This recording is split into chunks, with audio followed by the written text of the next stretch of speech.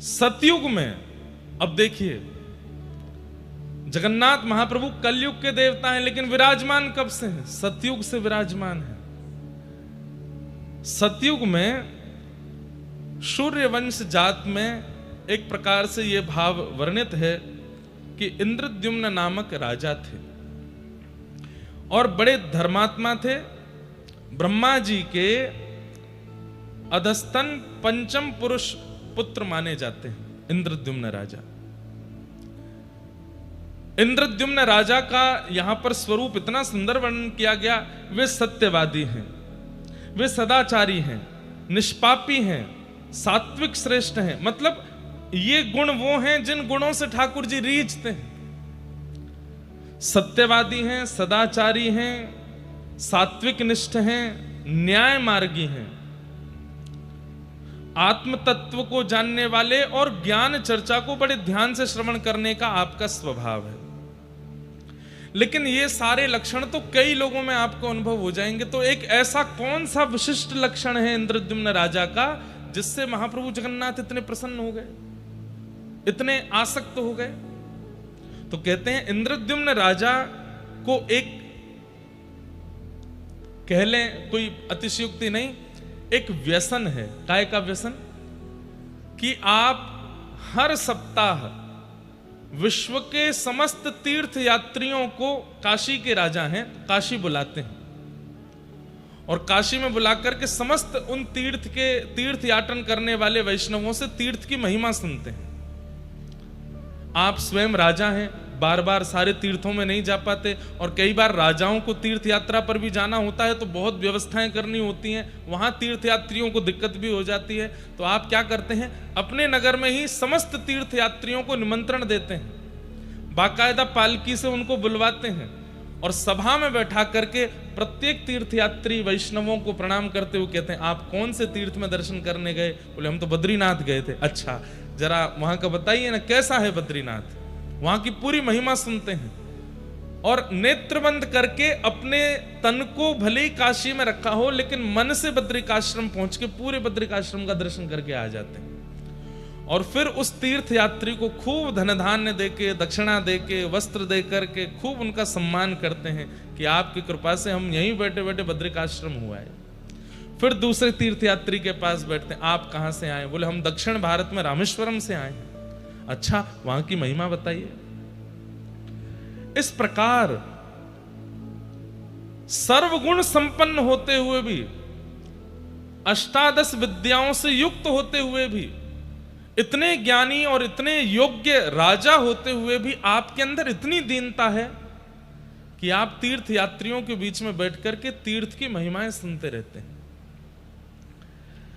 तभी आपने एक जिज्ञासा प्रकट की, क्या कभी ऐसा हो सकता है कि पूरे विश्व को साक्षात परमात्मा का कभी अनुभव हो? क्या ऐसा कोई तीर्थ है या ऐसा कोई धाम है जहां साक्षात सचल भगवान विराजमान हो और उनका दर्शन हम मानव कर सके? इतनी योग्यता तो हमारे पास नहीं कि हम जप करें, तप करें, साधन करें, यज्ञ करें। करते हैं लेकिन कोई ना कोई भूल तो होती है। हे समस्त तीर्थ यात्रियों, हे समस्त तीर्थों में विचरण करने वाले वैष्णवों, मेरी प्रार्थना है, क्या इस धराधाम पर ऐसा कोई स्थान है? आप सबसे हमारी प्रार्थना, बिल्कुल हिलो डुलो भी नहीं, सब लोग ध्यान से सुनो। कोई ऐसा स्थान है जहां साक्षात परब्रह्म को अपनी चर्म चक्षुओं से हम देख सकें?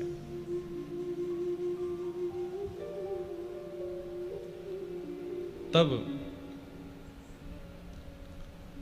आपने प्रश्न किया कि आद्रतो व्याजहारेदम ज्ञायता क्षेत्र मुक्तमं यत्र साक्षात् जगन्नाथं पश्यामो नेन चक्षुष। जगन्नाथ केवल इन्हीं को नहीं कहते, परम पुरुष परमात्मा जो इस पूरे जगत का रक्षक है वो जगन्नाथ ही है। और इंद्रद्युम्न राजा कहते हैं, क्या कोई ऐसा स्थान है जहां पूरे जगत को चलाने वाले साक्षात पर ब्रह्मनाथ विराजमान हो और हम अपने चरम चक्षुओं से उनको देख सकें? क्या इस पृथ्वी पर ऐसा कोई स्थान है? एक प्रकार से इंद्रद्युम्न राजा ने घोषणा करके इसको पूरे विश्व में फैलवाया इस प्रश्न को कि है कोई ऐसा स्थान जहां साक्षात पर ब्रह्म का दर्शन मानव कर सके। तब एक वृद्ध से परम वैष्णव, परम विद्वान, ललाट पर अति तेज है, ऐसे एक तीर्थयात्री परम वैष्णव महात्मा उस सभा में आए और उन्होंने आकर के कहा, राजन आपका प्रश्न मुझे प्राप्त हुआ तो मैं दौड़ा चला आया आपके पास। आपकी जो जिज्ञासा है शायद उसका समाधान मेरे पास है। ये सुनते ही तो इंद्रद्युम्न राजा बोले, क्या हम जीवात्मा प्रत्यक्ष ठाकुर जी को देख सकते हैं? बोले हाँ, एक स्थान है। कहां पर? बोले मैं अपने बाल काल में वहां दर्शन करने गया था। कौन सी जगह है वो? कि औड्र देश इति ख्यातो वर्षे भारत संज्ञके दक्षिणस्योदधिस्तीरे क्षेत्रम श्री पुरुषोत्तमम। औड्र देश यानी कि उड़ीसा। उड़ीसा प्रांत में दक्षिणमुखी दक्षिणस्थ महोदधि यानी कि समुद्र नारायण, उनके तट पर एक क्षेत्र विराजमान है जिसका नाम है श्री पुरुषोत्तम क्षेत्र। ध्यान से सुनिएगा। उस श्री पुरुषोत्तम क्षेत्र में तत्र नीलगिरिर्नाम समन्तात् काननाव्रतः, एक वन है और उस वन को चारों ओर से वन ने घेरा है। बीच में एक सुंदर सा छोटा सा एक पर्वत है जिसका नाम है नीलगिरि। बंधुओं, हम सब लोग भुवनेश्वर से जब जगन्नाथपुरी की ओर आते हैं, आप सबने ये अनुभव किया कि नहीं, पर मैं हर बार करता हूं, 8-9 किलोमीटर दूर से ही श्री मंदिर इतना ऊंचा दिखाई देता है, लेकिन जैसे ही आप सिंहद्वार पर पहुंचेंगे तो लगता है कि शिखर इतना ऊंचा तो नहीं है, महाप्रभु जगन्नाथ जी का मंदिर इतना ज्यादा ऊंचा तो नहीं है कि इतनी दूर से दिखाई देता है। वास्तव में अब आजकल ड्रोन चलते तो हैं, आजकल दर्शन करने की विधा ऊपर से है तो सही, लेकिन देखा जाए तो जगन्नाथपुरी और विशेष रूप से जहां भगवान जगन्नाथ विराजमान है वो श्री मंदिर एक पर्वत के ऊपर है। वो थोड़ा सा पूरी जहां पर हम अभी भी बैठे हैं इससे भी थोड़ा ऊंचाई पर है, वो नीलगिरि पर्वत है। तो तत्र नीलगिरिर्नाम समन्तात् काननाव्रतः, एक वन से आच्छादित नीलगिरि पर्वत है। तस्योत्संगे कल्पवृक्षः समन्तात् क्रोश सम्मितः, वहां पर एक कल्प वृक्ष, एक वट वृक्ष है, वहां पर एक रोहिणी कुंड भी है, वहां साक्षात ठाकुर जी विराजमान है, परमात्मा विराजमान है। किस रूप से, किस नाम से? श्री नील माधव भगवान। नील माधव भगवान के रूप में वहां पर ठाकुर जी विराजमान है।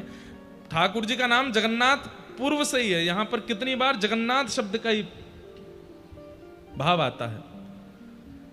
यत्र साक्षात् जगन्नाथः शंखचक्र गदाधर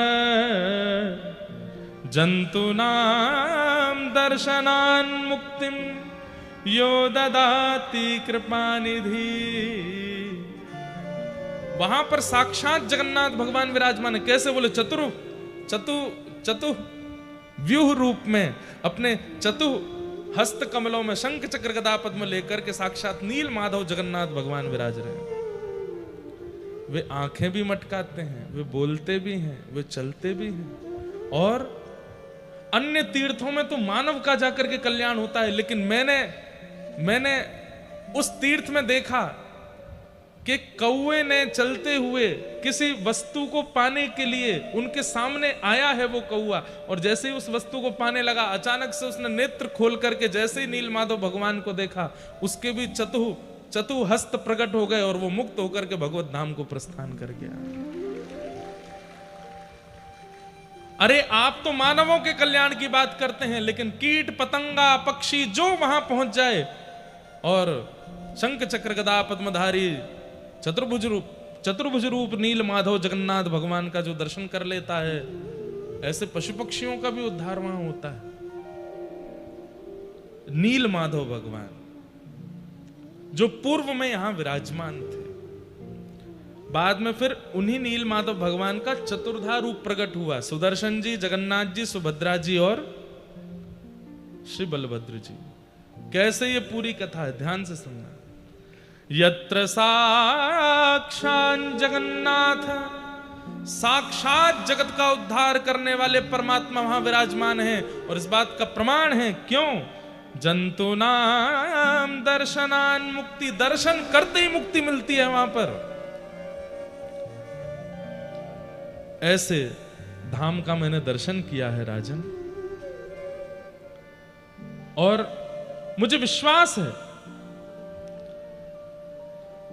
कि आप उस स्थान पर जाएंगे, दर्शन करेंगे और उस स्थान से पूरे विश्व को लाभान्वित करेंगे।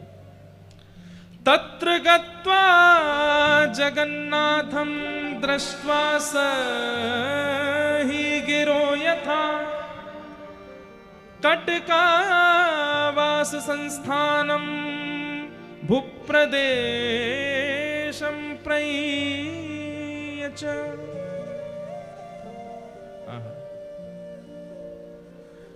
आप कृपा करके उस स्थान पर जाइए। उस स्थान के समीप में कटक नामक एक स्थान है, कटक का नाम देखिए यहां पर भी है, कटका वास संस्थानम भूप्रदेशम प्रमीयच। वहां जाकर के आप अपनी पूरी राजसभा को कैसे लेके जाना चाहते हैं उसकी पूरी व्यवस्था आप कटक में रह करके कर सकते हैं, लेकिन नाथ आपकी जो जिज्ञासा है वो इसी प्रांत में जाकर के और उन चतुर्धा रूप भगवान का दर्शन करके ही पूर्ण होगी। सुनकर के इंद्रद्युम्न राजा के नेत्र सजल हो गए, हस्त कंपायमान होने लगा, प्रेम के सारे लक्षण चित्त में प्रकट होने लगे। आप इतने आनंदित हो गए, आप तो तुरंत जैसे मानो नृत्य करने लगे कि आहा कितनी बड़ी कृपा, मैं साक्षात प्रभु को देखूंगा, साक्षात भगवान का दर्शन करूंगा। बोले हाँ आप जाके वहां कर सकते,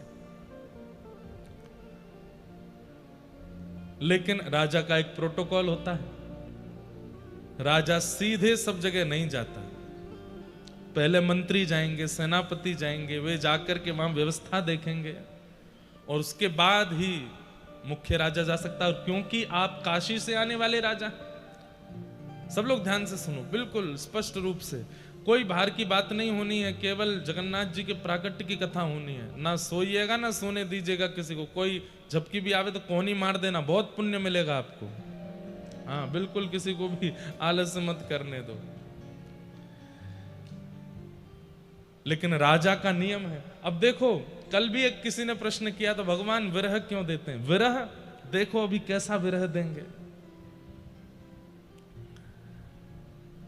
इंद्रद्युम्न राजा आप तो तैयार थे जाने के लिए, लेकिन पूरे राज्यसभा ने निर्णय लिया कि राजन आप पहले नहीं जाएंगे, आप पहले अपने पुरोहित जी को भेजिए।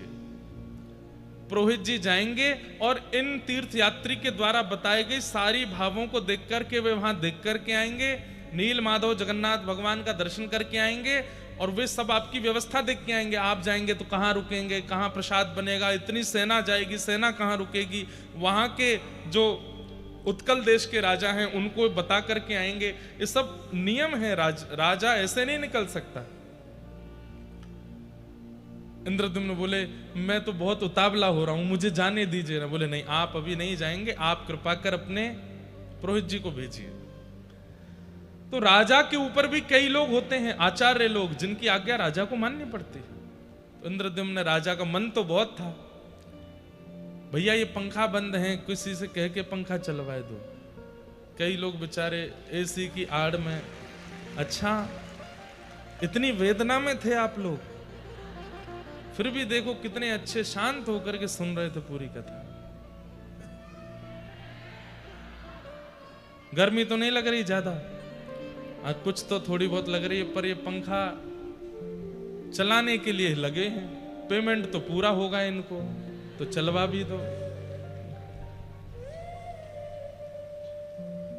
ठाकुर जी की लीला कैसी है देखो। राजा है इंद्रद्युम्न, वे चाहें तो क्या नहीं कर सकते, तुरंत पहुंच सकते हैं, लेकिन सब ने रोक दिया, बोले आप नहीं जाएंगे, पहले पुरोहित जाएगा। काश इंद्रद्युम्न चले जाते, ये बाद में आपको पता चलेगा। आपने अपने पुरोहित जी को बुलाया और कहा कि महाराज आप कृपा करके जाएं, तो पुरोहित जी बोले मैं तो अस्वस्थ हूं, मैं अपने छोटे भाई को भेजूंगा, और चल गए। बोलो जगन्नाथ महाप्रभु की। वाह भैया, ये तो ऐसा लग रहा है जैसे स्विच बंद जानबूझ के कर रखा था, आपको कहीं जाड़ा नहीं लग जाए, सर्दी नहीं लग जाए। हाँ क्या? अच्छा ऊपर से गर्मी फेंक रहे हैं ये, इसलिए बंद कर रखे थे। लग तो रही है गर्मी से चलने के बाद। गर्मी आ रही है क्या ऊपर से? जबरदस्ती आने लगे तो बता देना, ठीक है, फिर बंद करा देंगे।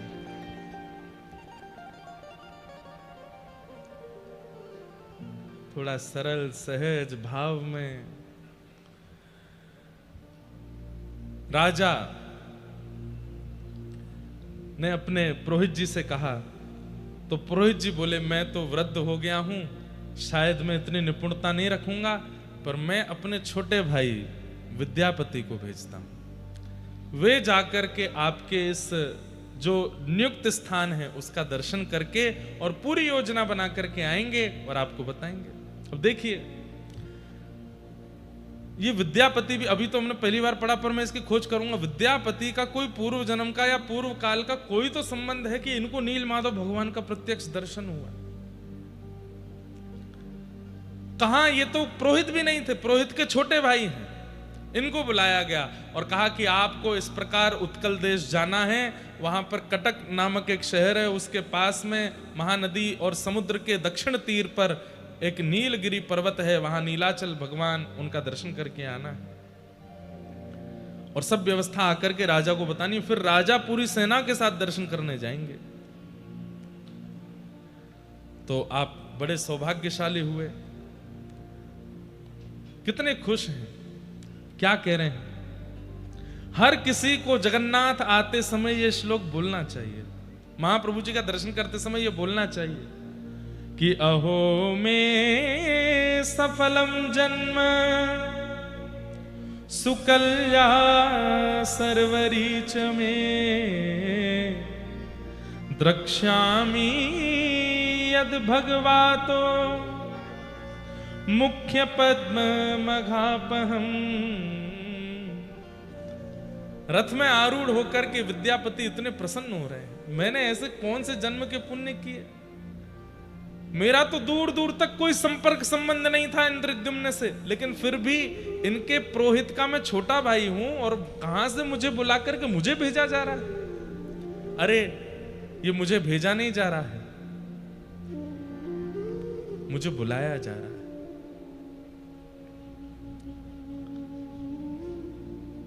कल जब रात्रि में ये भाव पढ़ रहा था, इंद्रद्युम्न राजा जब विद्यापति को जाते हुए देख रहे हैं, तो इंद्रद्युम्न को लग रहा है कि मैं राजा क्यों हूं, मैं विद्यापति क्यों नहीं, शायद मैं जाता। थक मन चल जीव चखन देखीब, थक मन चल जी। उड़िया भाषा में इतने बढ़िया बढ़िया गीत हैं, और महाप्रभु जगन्नाथ जी कृपा से हम सब गाएंगे। किस लिए? उड़ीसा के लोगों को सिखाने के, आपको तो आता ही है, हमारे वृंदावन के लोगों को रटाने के लिए, हमारे उत्तर भारत के लोगों को महाप्रभु जी का यश, उनका गुण सिखाने के लिए। अरे मेरे थके हुए मन, तू बहुत थक गया ना संसार में, सबने तेरा बहुत शोषण किया है, चल तुझे चकानैन जगन्नाथ का दर्शन करा के लाता हूं। कितना अच्छा भाव है। थका मन चल जीव चकानैन देखीब, थका मन। अगर हो सके तो इसको हिंदी में लिख के हमको दे दें तो हम गा देंगे। कब? बैठे बैठे क्या कर रहे हो, अभी लिखो। बहुत सुंदर बात। और श्री विद्यापति जी निकले हैं काशी से उत्कल देश के लिए, और रास्ते भर आनंदित होते हुए जा रहे हैं। अहो में सफलम जन्म सुकल्या सर्वरीच में द्रक्ष्यामि यद भगवतो मुख पद्म पद्म घापहम। मैं कितना बड़ा सौभाग्यशाली हूं, वो कमल नयन कमल मुख वाले ठाकुर जी का मैं दर्शन करूंगा। मैं कितना सौभाग्यशाली। और विद्यापति निकल पड़े हैं नील माधव भगवान का दर्शन करने के लिए। आप चलते चलते रास्ते भर आनंदित करते हुए आ रहे हैं। कैसे आऊं रे कन्हैया, कैसे आऊं रे नंद लाला, तेरी गोकुल नगरी बड़ी दूर नगरी, दूर नगरी बड़ी दूर। विद्यापति निकले हैं, हम भी साथ में चलें और इस उत्कल देश का दर्शन करें। मीराबाई के शब्दों में, कैसे आऊं रे नंद लाला, कैसे आऊं रे नंद लाला, कैसे आऊं मदन गोपाला। सब व्यवस्थाएं देख के कहां राजा आएंगे, कैसे आएंगे, यहाँ के तत्कालीन राजा को सूचना कर दी कि काशी के नरेश यहां आ रहे हैं, आदि आदि सब बता दिया। लेकिन जैसे ही विद्यापति यहां से लौट करके गए, समुद्र में उफान आने लगे, जोर की बारिश होने लगी, तेज हवा चलने लगी, और समुद्र के तट की जितनी भी ये स्वर्णमयी बालू है, नीलाचल धाम की स्वर्णमयी बालू, वो सब बवंडर के रूप में बहने लगी और उड़ते हुए नील पर्वत पर गई है। सब देख रहे हैं, सबके आंखें खुली रह गई, सब सबर लोग देख रहे हैं ये क्या हो रहा है, ऐसा ऐसा तूफान, ऐसा बवंडर पहले तो कभी नहीं आया। और देखते ही देखते उस गुफा में विद्यमान नील माधव भगवान अंतर ध्यान हो गए। यहां विद्यापति सब समाचार लेके चले गए हैं और यहां से ठाकुर जी अंतर ध्यान हो गए, अंतर ध्यान हो गए। विद्यापति कुछ दिन के पश्चात, अच्छा कहते हैं कि जब नील माधव भगवान अंतर ध्यान हो रहे थे तो एवं प्रलपताम तत्र सर्वेषां त्रिदिवौकशाम अशरीरा तदा वाणी पुनः प्रादुर्भुवः। जब नील माधव भगवान अंतर ध्यान हो रहे थे तो आकाश में ब्रह्मा जी, रुद्र, नारद, सनकादि सब प्रकट हो गए और सब रुदन करने लगे, हे नाथ आप कहां जा रहे हैं, आप क्यों अंतर ध्यान हो रहे हैं, ये लीला क्यों कर रहे हैं। तब मंद मुस्काते हुए भगवान बोले, ये मेरी लीला है, मैं पुनः आऊंगा, अभी मेरा जाना अनिवार्य है। और ठाकुर जी अंतर ध्यान हो गए, ठाकुर जी अंतर ध्यान हो गए। सब देखते रह गए और ठाकुर जी यहां से प्रस्थान कर गए। ऐसे नील माधव भगवान का दर्शन करके जब विद्यापति लौट करके गए हैं,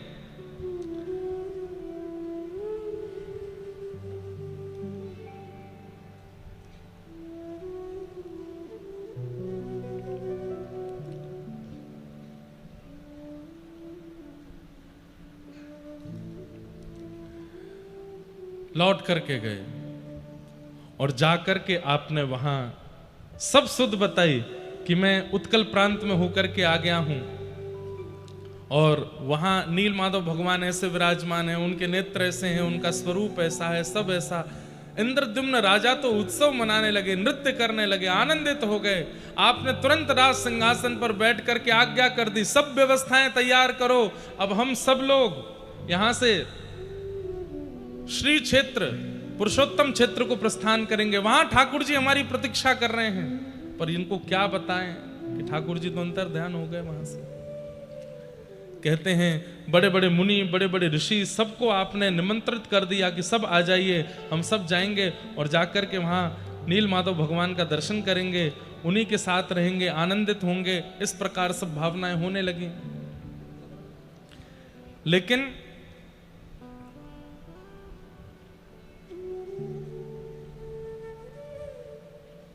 सब व्यवस्था हुई और आपने पूरे नगर को बुला करके आज्ञा कर दी कि मैं अब यहां से प्रस्थान कर रहा हूं, आप में से जो भी मेरे साथ आना चाहें वो चल सकते हैं और मैं जाके दर्शन करके लौटूंगा। ऐसी अब मेरी भावना नहीं, अब तो मैं जाकर के दर्शन करूंगा और फिर सदा उन्हीं के पास रहूंगा, नील माधव भगवान के पास ही रहूंगा। तो मैं इसी भावना से जा रहा हूं कि मैं लौट करके नहीं आऊंगा। एक नगर का, एक देश का राजा ऐसी आज्ञा कर दे तो देश के लोग कहां जाएं? फिर सब संगी चलेंगे। सब ने अपने बोरिया बिस्तर बांधे, बैलगाड़ियों में लगा लिए, कोई सब प्रकार से बड़े बड़े वेदज्ञ, बड़े बड़े ऋषि, बड़े बड़े महात्मन सब इंद्रद्युम्न राजा के संग हो लिए। राजा बड़े प्रसन्न हैं, नाचते गाते हुए, आनंद करते हुए, उत्सव मनाते हुए सब आ रहे हैं श्रीपुरी क्षेत्र के लिए, नील माधव भगवान का दर्शन करेंगे। आहा,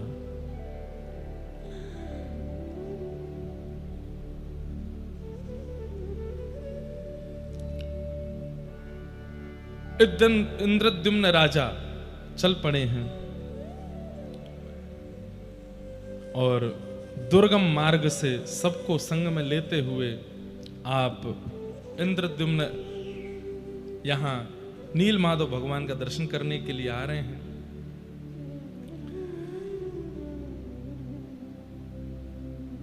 और यह भी बताया था विद्यापति जी ने आकर के कि वहां तो प्रचार है इस बात का, पहले से ही ये बात वहां घोषित हो गई है कि आप वहां जाएंगे और वहां जाकर के ठाकुर जी का सुंदर स्थापन करेंगे।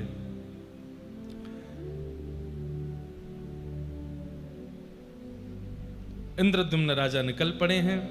कौन सी तिथि को निकले थे? बोले ज्येष्ठ शुक्ला पंचमी को, शुक्रवार को उत्तम तिथि मुहूर्त देख करके निकले थे। आनंद करते हुए सब नाचते गाते हुए जा रहे हैं। जैसे ही उत्कल प्रांत में पहुंचे, यहाँ के राजा ने खूब सुंदर उनका स्वागत किया और उनको लेकर के फिर श्री क्षेत्र की ओर बढ़े हैं। लेकिन जैसे ही पुरुषोत्तम क्षेत्र में पहुंचे और नीलगिरि पर्वत दिखाई दिया, राजा इंद्रद्युम्न तो वहीं रोने लगे।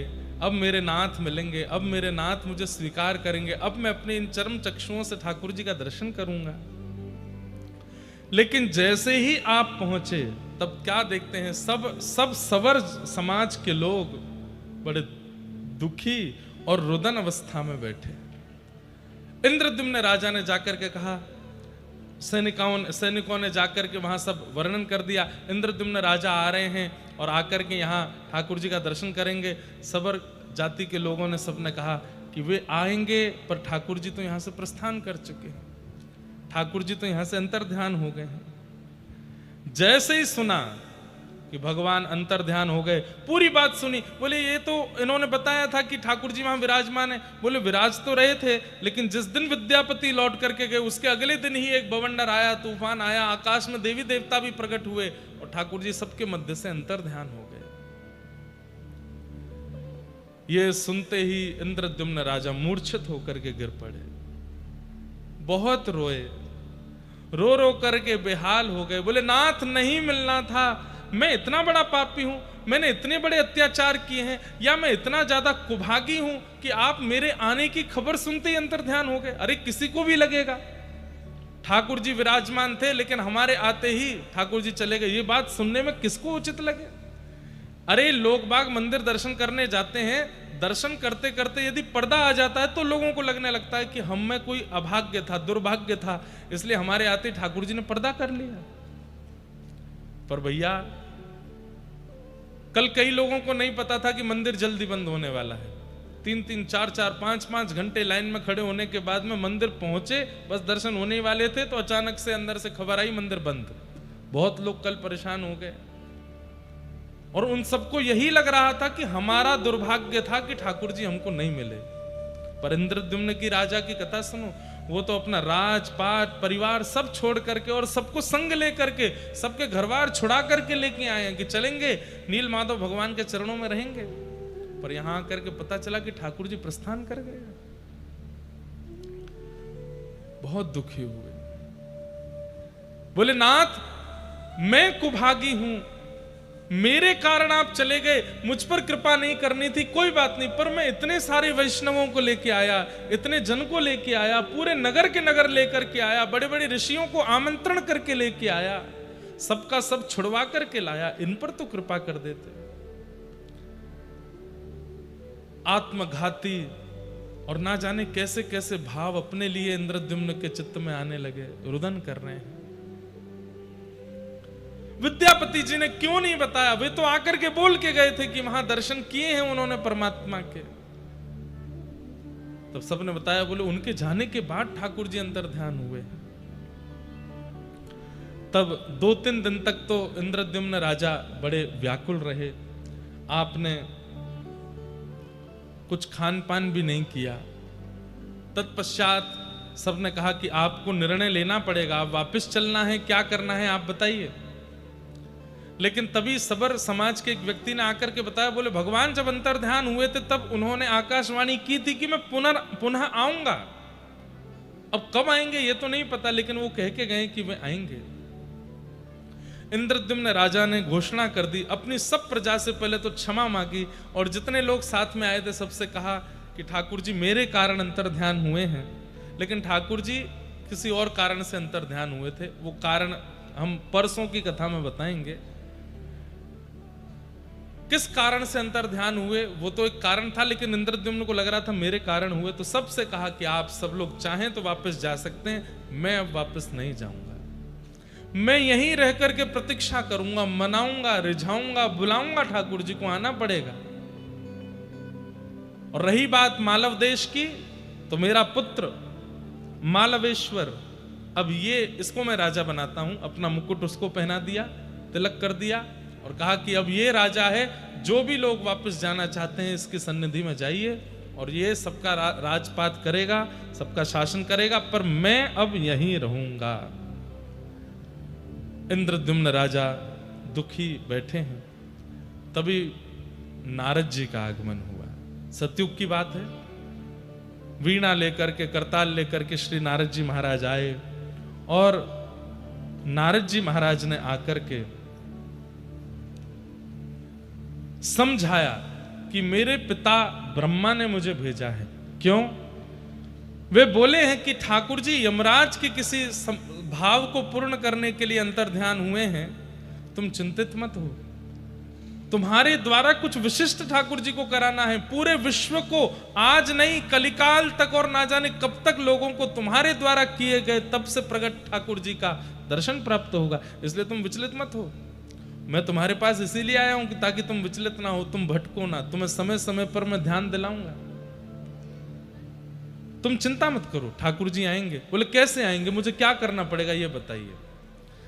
बोले पूज्य पिताजी ब्रह्मा जी का ऐसा कहना है कि वे श्वेतद्वीप में जाकर के 1000 यज्ञ करेंगे भगवान को प्रसन्न करने के लिए, और उतने ही दिन तुम यहां विराज करके अश्वमेध यज्ञ करो और उस अश्वमेध यज्ञ के द्वारा ठाकुर जी को प्रसन्न करने का भाव रखो। तब इंद्रद्युम्न राजा को नारद जी ने आज्ञा दी और आज्ञा देकर के पुरी क्षेत्र में अश्वमेध यज्ञ करने का भाव रखा।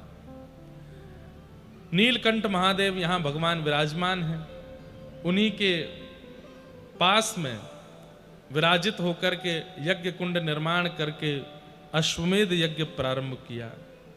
रोते हुए राजा पुकारने लगे हे नाथ आप कहाँ हैं, मुझ पर कृपा कब करेंगे, यह अनुग्रह कब करेंगे। तभी भगवान ने आकाशवाणी की कि राजन तुम रो मत, बस जिस कार्य की आज्ञा तुमको ब्रह्मा जी ने दी है वो कार्य पूर्ण करो, मैं निश्चित ही आऊंगा, मेरा वचन है। अश्वमेध यज्ञ हुआ।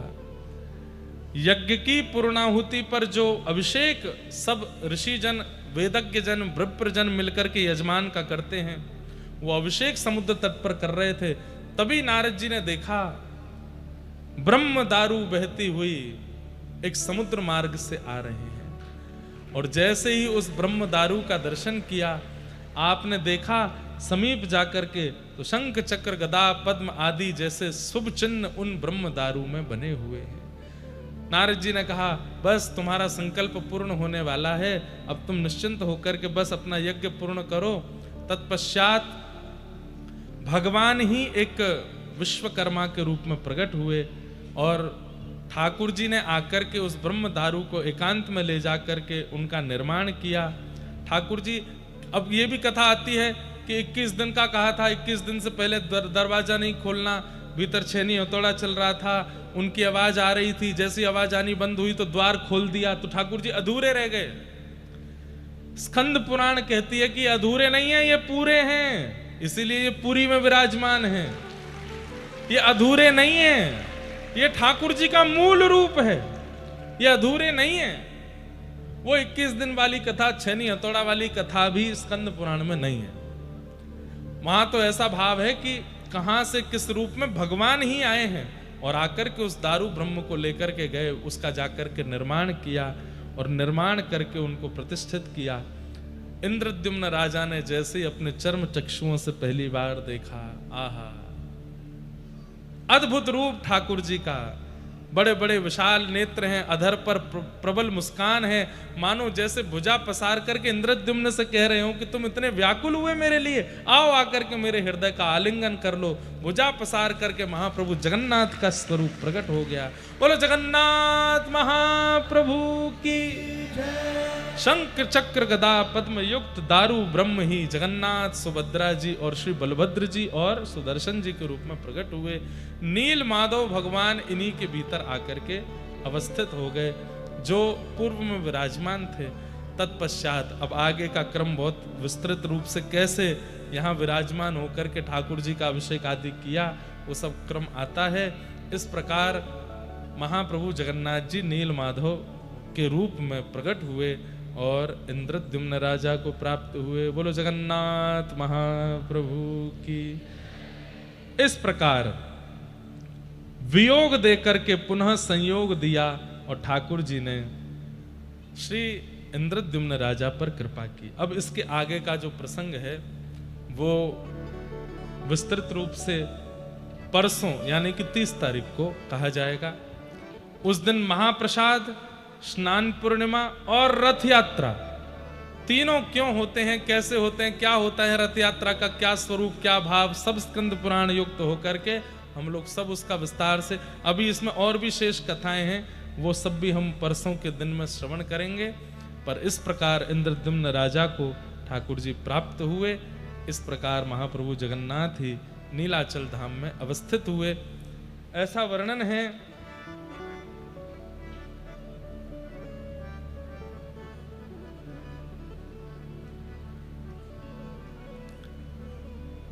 अब ये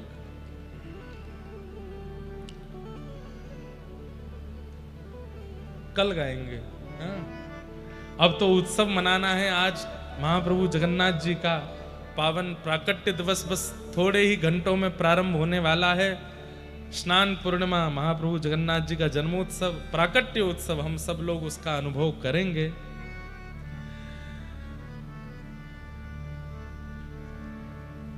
एक दो पंक्ति में लिख रहा था आज सुबह आते आते, तो उन्हीं को ही गा करके उत्सव मनाते हैं। हो प्रगटे महाप्रभु जी आज, हो प्रगटे, हो प्रगटे जगन्नाथ जी आज,